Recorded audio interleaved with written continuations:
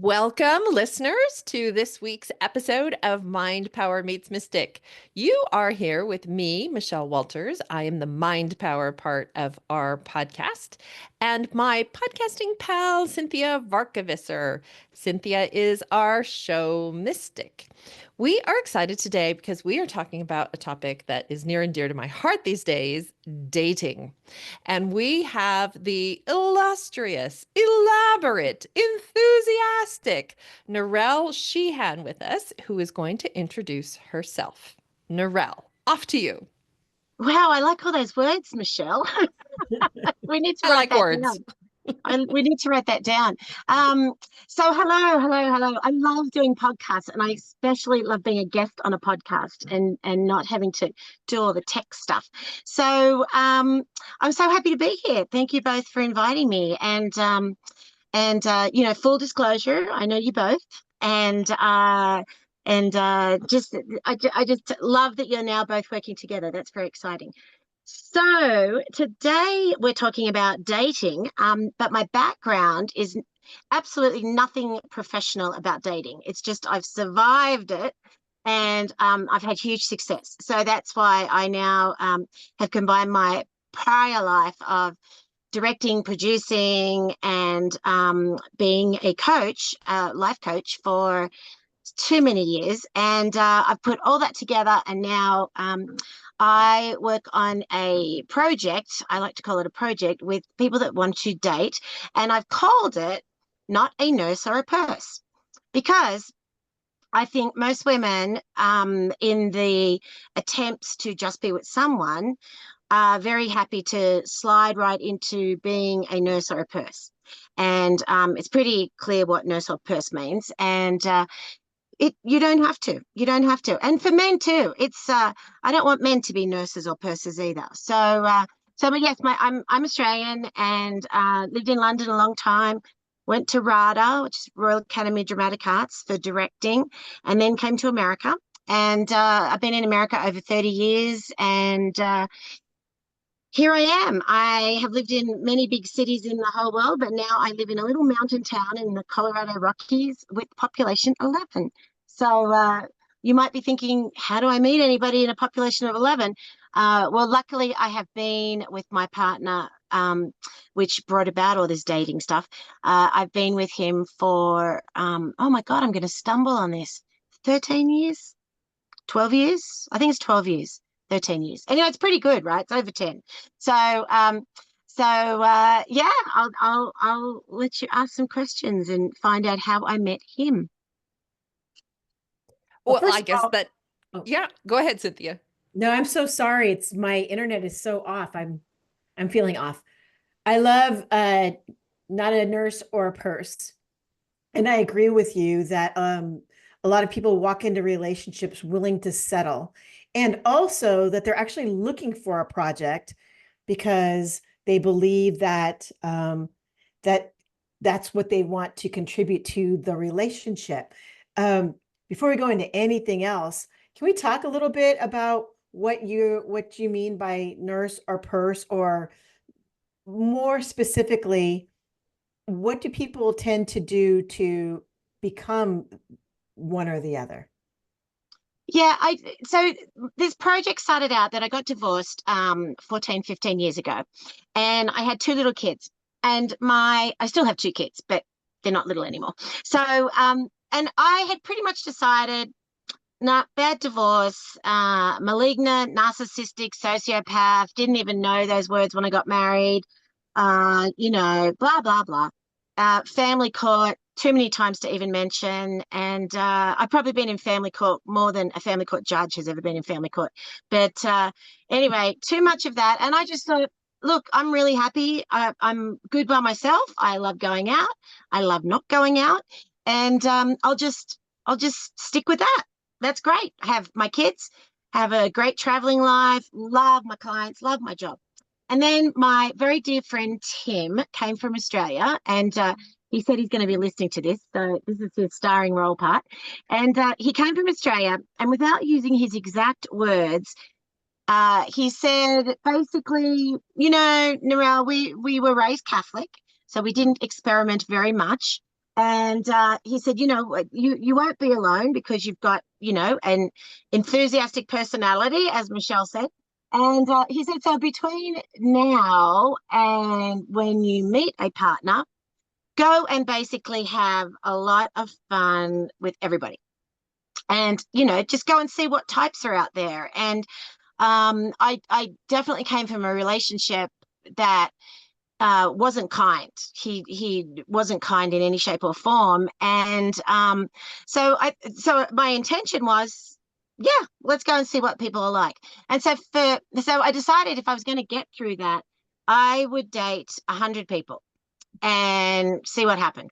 Now, a lot of people like to translate that I slept with 100 people. I did not sleep with 100 people. I did sleep with a bunch of them. I had a great time. And I met so many people that a lot of them are still my friends on Facebook, and we have a giggle. And it was God's intervention that we didn't end up together, because we just shouldn't have ended up together. And every time I came home from a date, I would write notes about it and write a book about it. I mean, write a chapter about it. And so I haven't published that book yet, but that is definitely in draft form and to be published soon. I actually very, very honestly have waited for my children to get older before I publish that book. And it's called Where Did All the Irish Catholics Go?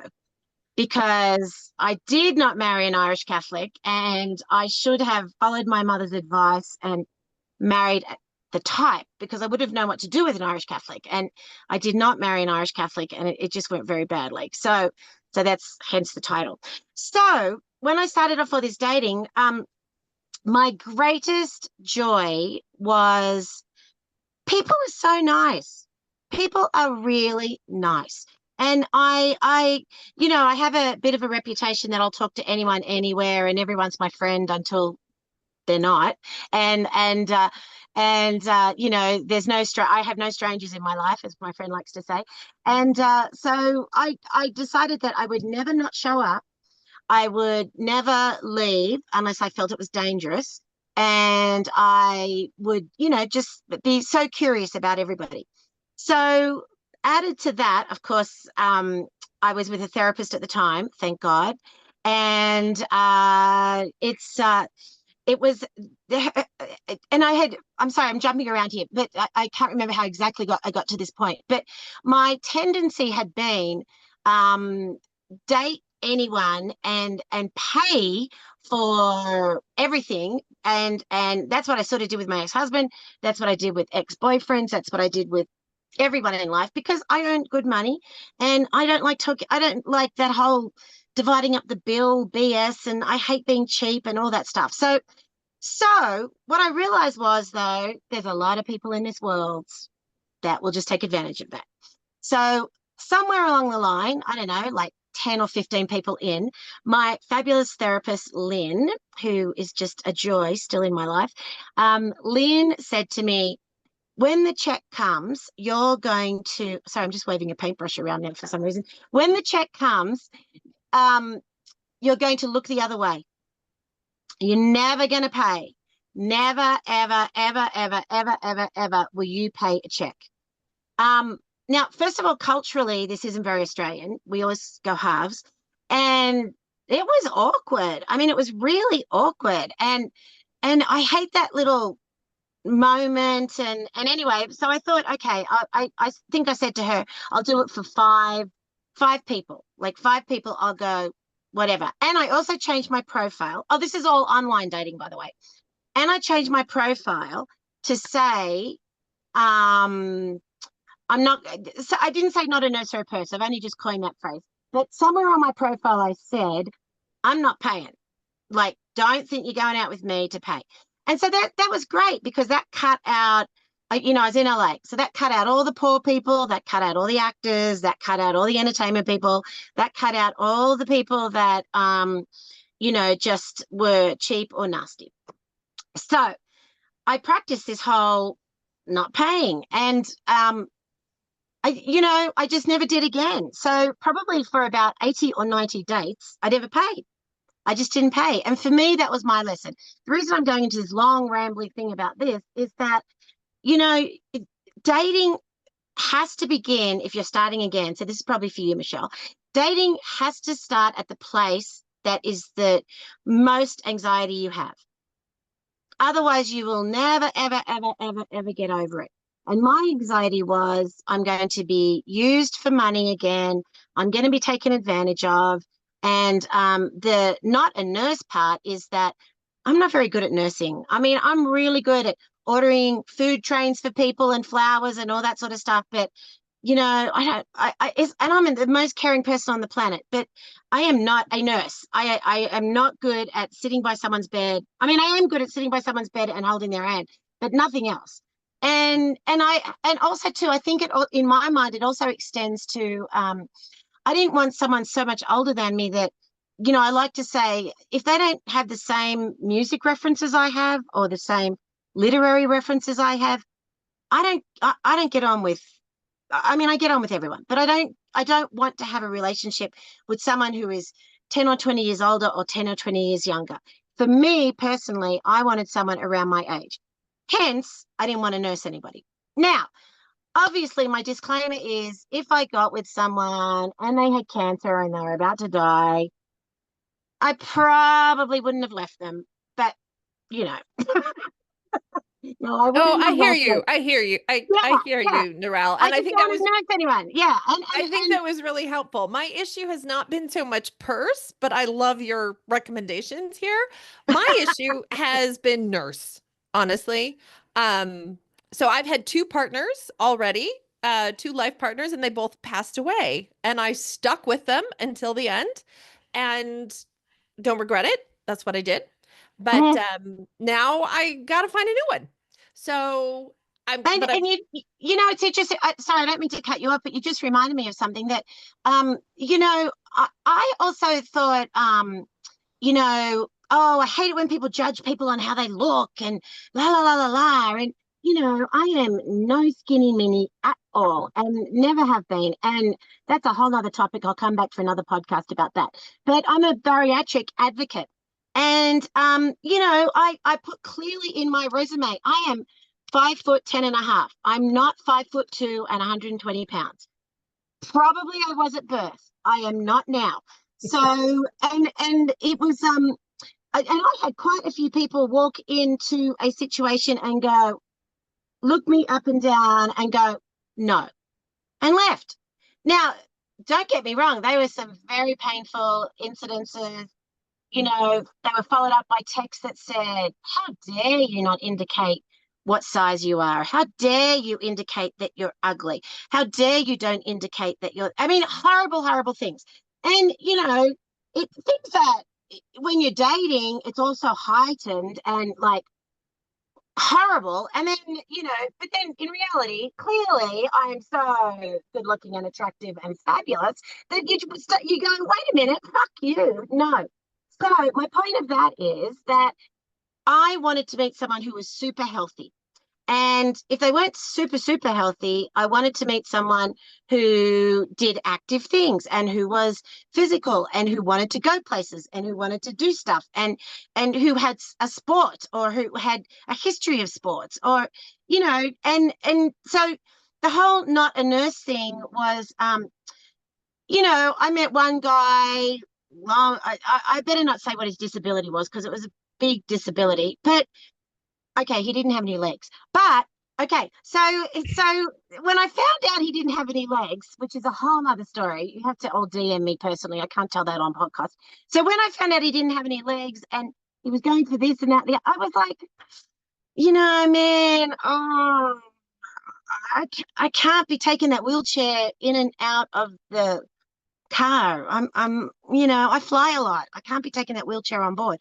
Okay, so that's my example of not a nurse. And I've made it very clear to my partner now is a Mead, and we joke all the time. If he gets sick, he's going in a home, baby. I mean, I'll visit, absolutely, but you know, or we'll just have to end it because we don't want to do that. Neither of us want to do that. It's, anyway, that sounds very trite if you don't know me very well, but you know what I'm saying. So yes. And my thing, as well about the nurse was I didn't want to fix anyone anymore.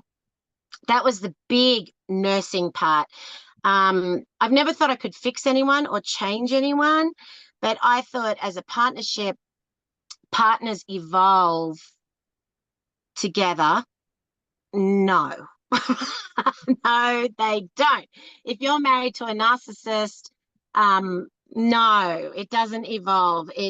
And so I didn't want to nurse those feelings. I didn't want to nurse that sort of never-ending battle. I didn't want to be in a domestic violence situation, which I was verbally. I didn't want any of that nursing them or me. So that's where the nurse or purse comes from as well. Okay. Well, I want to remind all of our listeners that they are listening to Mind Power Meets Mystic with me, Michelle Walters, and my podcasting partner, Cynthia Varkevesser. We are here talking today to Narelle Sheehan about one of the things she works on, which is dating and her program, Nurse versus Purse. No, not a nurse or a purse. Not a nurse or a purse. All right. Got to get it right. Not nurse versus. It's a neither. It's neither nor. Okay. It's versus the both of them. That's a Freudian slip, Michelle. Freudian slip. Not a nurse or a purse. I actually agree with you, Narelle. I was like, oh, that's a red flag right there for. Okay. We see where improvement must happen. So, Narelle, I met my husband long time ago in the workplace, and we were married for 11 years. He passed. Okay. That's then good. Glad he passed. That's okay. He passed. That was in 2011. That was a long time ago. And then I had a boyfriend I met online for a couple of years, and he was clearly wrong. So I dumped him and found another boyfriend online, and he was super healthy and wonderful. And then he got this wacko weird disease and he died. So, but what I'm finding now, because now I'm back again in the dating pool, is that it seems like the people that I meet online are like not really into this. It's very, very hard to meet people online, and yet it didn't seem so hard before. And I can say, well, some of it must be me, right? I'm 10 years older. But No. I think some of it is actually kind of the marketplace or the way people are meeting people. And so I'm curious what your observations are in terms of kind of what's going on with online dating, what alternatives are there, what are good alternatives? How do you meet the right guy? Yeah, that's such a great question. I think that I mean, you know, the general thing in life is do something you love and get in a group and an activity and la la la, angels will sing and you'll connect over, you know, a hockey stick or something. I don't know. But you know, I don't think that happens. I think that dating is a part-time job. It's a part-time job. That's it. I don't care I really get mad, and I don't care when people say to me who hire me, because I have groups and I private coach this, so we'll talk about that later. I don't care if you say, oh my God, it's so much work. Yeah. Yes, it is. It is so much fucking work to find someone to live with for the rest of your life. We spend all that time finding a house. We spend all that time doing our garden. We spend all that time researching cars. This is the person that you want to be with forever. The very, very, very, very day one basic thing I do in my groups is write a list of 100 things you want. 100. Now, and I mean so specific, like that I just had a joke with a friend last night. They don't say Pacific when they mean specific. I can't say people who use grammar incorrectly. I wrote that down. I didn't know with my ex-partners, they must be as educated as I am. They must. I have a PhD. I need someone with that level of education. I need someone who is spiritual. I need someone who is not an anti-vaxxer. I need someone who is a Democrat. I need someone like all the things, right? All the things. And in my case, I needed someone to pay. That's it. I needed someone to pay. Now, don't all be haters and send me hate mail. Of course I pay for things. Of course I do. But what I need when my partner and I go on a date or something, even though we have a joint account, I need him to pay. I need him to take out the card. I need him to not tell me what the bill says. I need him to do the romance. I need him to do that. Now, of course, in the car, I'll go, how much was that? $62? He'll be like, you're supposed to not ask me. So, you know, obviously, we've been together a while now. The other thing is, in your profile online, don't lie. Don't lie. I can't tell you the amount of men I went out with who showed up and said they were 6 foot or above, and they were 5'6". Oh, but really, no one ever notices. I notice. I'm 5'10" and a half. You're not 6 foot. Yeah, but it doesn't really matter. It matters to me. You know, women say they want that, but they don't. Yes, they do. So, you know, there were some dates where I would say to these guys, okay, listen, I'm just going to have a coffee or a drink with you because you've lied, period. And there's no going around this. And, you know, that's that. So don't lie. Don't lie about, you know, like I'm 58. I was 45 when I was doing this. I never said I was 40. I never said, oh, I'm a certain age, but I act like I'm between 30 and 40. No, I'm not. I was 45. Please don't tell me, oh, I act like a 55-year-old man, but I'm really 82. No, you don't. You're 82. You're 82. Back to not a nurse or a purse. You're 82. That's fine. So interestingly enough, I'll tell you about the lift, is that about 4 years after I had been with Mead and also too, we didn't live together for 3 years. That's another topic. But after 4 years, I found the lift in, you know, like I had this is old 12-step stuff, a guide box. And in my guide box, if anyone's out there aware of 12-step stuff, I found the list and I pulled it out, and Mead is 99 things on that list. Wow. Of course, your next question is, what is he not? I was hoping you'd say it. He doesn't have an Irish accent. Oh, wow. I mean, that's pretty good, right? And you know, I'm American. I mean, I'm Australian, so he has an American accent. That's okay. That's close enough. But I mean, honest to God, like, I mean, even I absolutely, I mean, I live my life manifesting miracles with doing the work. It's not just the secret phenomena of the, you know, 90s. Bit of BS there. Got another story about that for another time. You got to do the work. You have to do the work as well. And I worked hard to find someone with apparently 99 of the things I wanted. And here's another thing too. Start calling each other on it. You know, there's often times where he and I will be driving along now, and he'll say, you know, when we first met, you said this is what you wanted in a person, and you don't do that anymore.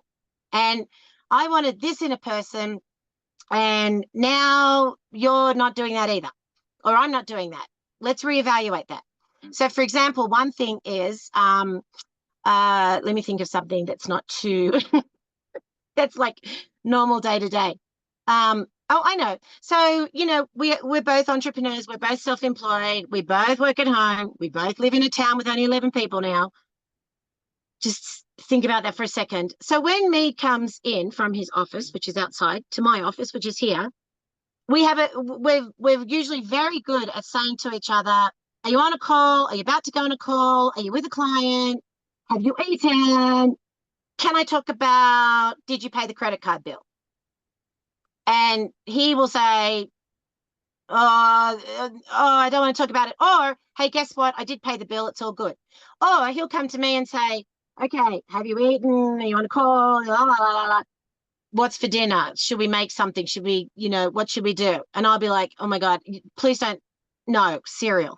That's it. But like, we know each other well enough now, and we always wanted to have a situation where just check in with someone before you say, did you pay the credit card bill? And then it turns into a 4-day argument about, you don't pay anything. Why don't you pay the bill? Why don't you do that? You said, I mean, that sort of stuff. So that to me is super duper important. And I think that should happen from date one.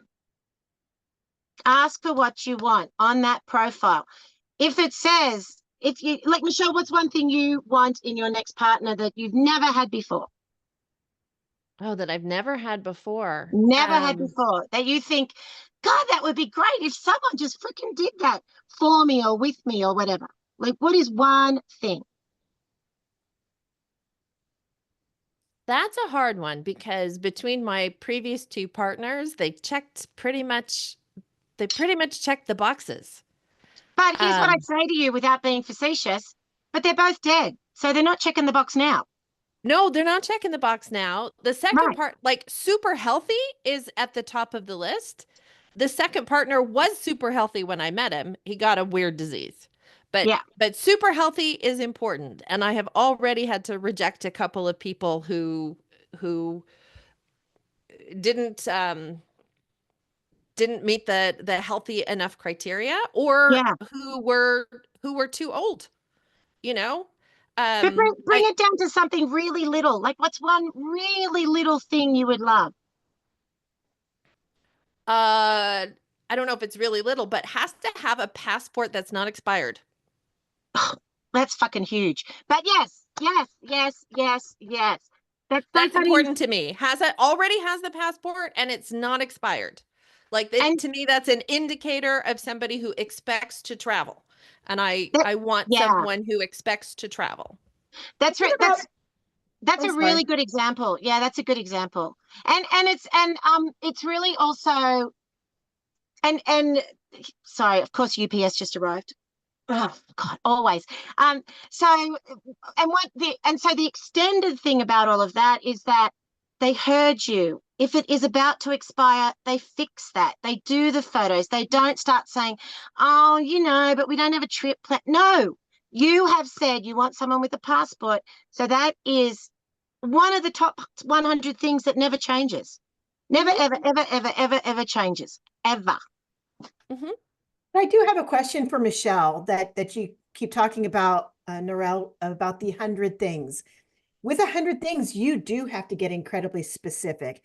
And I'm going to assume that even between your two guys, your two loves, he still wasn't the perfect ideal human being for you. So there is something there in the 100 that that you could Okay. find. Yes, that is the way to approach the question with me. That's exactly, you know me very well, Cynthia. And um, I think one of the things that I would say with that is, how do I say it exactly? Sort of, there's a lot of nuance to this, but a risk taker who talks to me in depth about approach to risk and risk together and that kind of like that side of things. And I wouldn't say that it was really all that far off with my previous partners, but it's got to be it's got to be super on I have for a great that to example. work. Yeah, I have a great example of that. So I don't want Mead getting a motorbike. I Mm. just I just don't. When I was a child, our best friend, my parents' best friends were overseas, and their son had a huge motorbike accident, and he came to live with us for 6 months. And this was in the 70s, so obviously medicine's better and all the rest of it. Um, but the layer upon layer upon layer is that Mead's a guy. He's naughty. He will go fast. There's no not going fast. He will not wear his helmet. And we live in a mountain community and blah de blah de blah de blah de blah. Now, is it solidly cut and dry? No, of course not, because I'm not a control freak. But I believe there's enough understanding. I mean, he might be out there right now buying a bike. I don't know. But I believe there's enough understanding in our relationship that he would not say one day, you know what, fuck you, I'm going to get a bike. That's what I always wanted. No, that makes sense to me. That makes sense to me. Or Well, 100 things. I've easily made lists of 20, 50 things, but 100, 100's going to be a push. And it's probably an excellent idea, Narelle. And I like a lot of the things you're saying because some of the things that are important to you are important to me too. I'm five Yeah. ten and a half also. Yeah. I've gotten a lot of likes online from men and I look at their profiles and they're 5'6" or 5'7" and it's not my ideal. I think I should keep looking, you know? It's not attractive to me. And the way I explained it to a lot of men was I want to feel that them, however, I don't know, Freudian or whatever this is, or not Freudian, whatever the opposite of that is. I want a man to be bigger, care for me, feel like they're hugging me. I'm not I'm attracted to shorter men. I don't, I'm just not. That's it. Period. That's it. That's it. That's it. Um, there was, in the beginning, I started, just dating every nationality. I mean, just everyone. Just, I really didn't, you know, want to come down to anyone specific. Of course, I ended up with generic, freaking privileged white American male, but what am I going to do? It's not his fault. But but then I went out with a lot of cultures that I then, met some of their family or whatever, and it wasn't going to work. It just it just wasn't going to work. And absolutely not in any prejudice or judgmental shape or form. But I was explaining to them, listen, your whole family wants you to marry a beautiful Mongolian woman. Not me. I am not a Mongolian woman who is 5 foot, and I'm not going to move to Mongolia. Like, this is really and so, of course, as a coach, it ended up that a lot of people I went out with, we're now just friends, and they're like, so I met my wife, and what do you think? And, and like I said, we're still friends now. But again, it's that specific. And I think that, I, you know what, if you're thinking that people aren't into it, it's because you're not being encouraging enough. You have to be on. It is a sales pitch. It is an interview. It is everything. Right. I have to say, there's when I was getting married, on my list, and I was very young, so my list was, I don't know, maybe 10. I had nothing. There was no list. Yeah. Well, Big red flag. yeah, I had 10. One of them is that I wanted to marry someone who was bilingual. And Mm. when I met my, soon to be husband, I was like, that's not important. And yet, I have to say, looking back, I thought about it again and again and again and again, and there was no resentment, but there was some meat to it. So thank Yeah. you so much for saying that the specifics are very important. And God love our friend Heather. We all have our vegan friend Heather. Yeah. I could probably go vegan now, but on my list was gotta eat steak. I mean, seriously, like, got to go to Brazilian barbecue with me. That was important. And, we still go to Brazilian barbecue, and I'm not a vegan, but, obviously as we get older, our diets change anyway, right? Right. But I was that specific about things like that. I have to get out the list. I usually get out the list when I'm doing my groups, but I didn't bring it today. So Hey, well, speaking of groups, what do you have going on? Because I adore you. Michelle adores you, and you are one of the most fascinating people I know and could talk to you forever. So please tell us what you got going on. oh my God, you guys are too kind. Can I come back and do another podcast? Absolutely. Oh, thank you. Okay. Well, what I am starting in the new year actually is a weekly masterclass suggested by one of our dear friends, Katerina Rando, coach extraordinaire. And so she has been, let's use the word, encouraging me to do a monthly free class. So I'm going to do that. But what I always have running is a 3-month dating group. It works. I want to explain this a little bit because this is how it actually works most effectively. Find 6 friends who are single, mostly women, because it's, just mostly women is just sometimes easier. If you find 6 friends, including you, 5 friends pay, and the 6th person, which is you, will be complimentary and included. And then we're going to work together for 3 months. And what we're going to go through is aware, repair, and renew.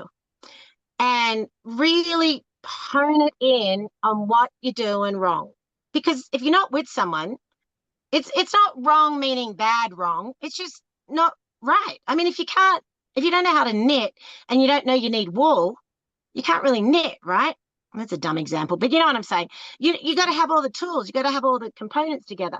So I always find when I do my groups with 6 friends, then everyone can be their wingman, and everyone has time in between to say, okay, help me with my profile.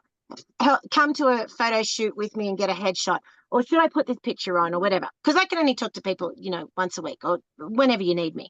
So I do groups. I also if you don't have 6 friends, because many of us don't like 6 people, if you don't have 6 friends, contact me and I'll put you in another group, and we might be all around the world, but we'll all be dating, so that's good. And the other thing I do is I also I work with a lot of celebrities. So I do work with some celebrities and people that want privacy, and I coach people privately and individually, consulting about dating. And I try and do that. That probably takes a year. So that's a year-long program, but not paying in advance or any of that crap. You can just pay as you go. So, but yeah, DM me, call me, contact me. I'm sure the girls will put all my info in here, but and just have a chat and see if you need some help with this. I mean, we all hire someone to do something, right? So yeah, your stuff will definitely be in our show notes. Thank you.